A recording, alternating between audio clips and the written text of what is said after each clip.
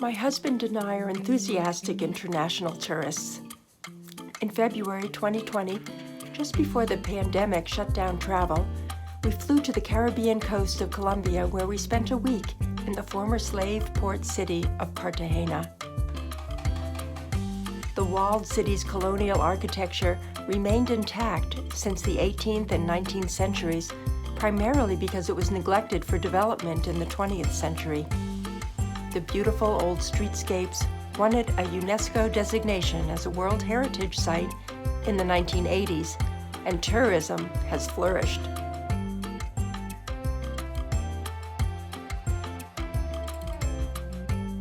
The walled city is picturesque, but what we enjoyed even more was the vibrant streets and street art in Getsemani, just outside the walls.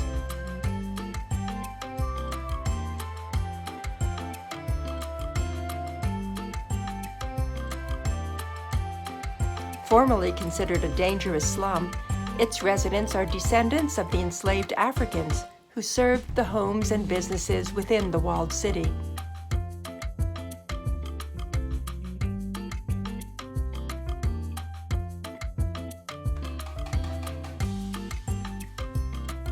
In the 2000s, the residents of Getsemani began painting their walls to assert their neighborhood pride and elevate their local heroes.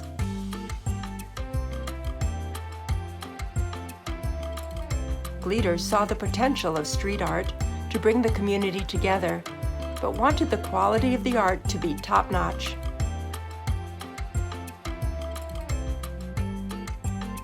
They hosted the first International Urban Art Festival in 2013 and brought in more than 40 graffiti artists, primarily from around Colombia, to decorate the walls and teach their craft to local youths. Every mural had to reflect Cartagena and Getsemani's rich history. The art is stunningly creative, with surprises around every street corner.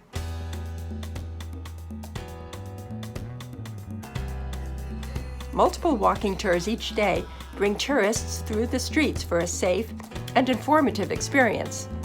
Each mural tells a story about the neighborhood and its residents, how Getsemani was central to the fight for independence of Colombia from Spanish rule, about the city's shameful slavery past, about its famous writer, Gabriel Garcia Marquez,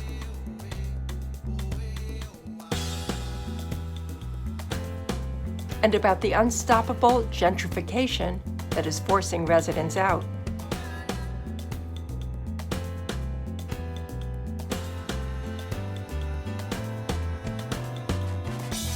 Tourism often destroys what makes a place attractive to tourists. Cartagena's beautiful colonial buildings that were once homes, churches, and small groceries are now boutique hotels, upscale restaurants, and gift shops.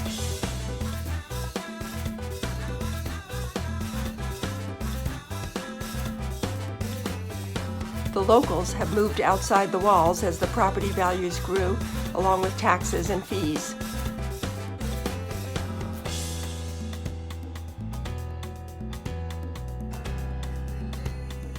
Tourists like me are searching for an authentic experience, but are more apt to find a whitewashed version of a place because we also want safety, good food, and comfort.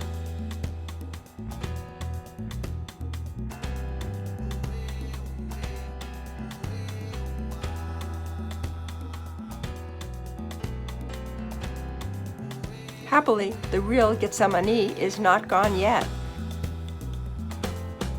There's a grassroots effort to encourage locals to hold on to their properties.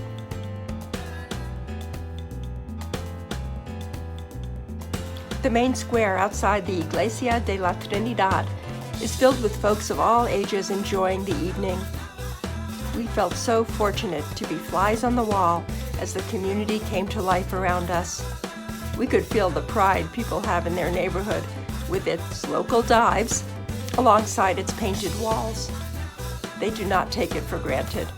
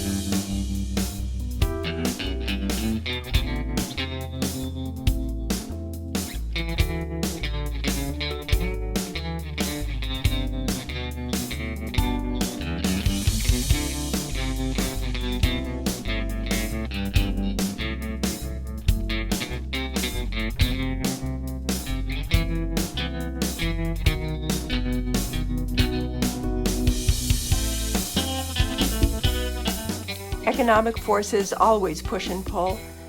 Development is both good and bad. Cartagena's attraction is the beauty of its colonial past. In Getsemani, the community portrayed by the art is the attraction.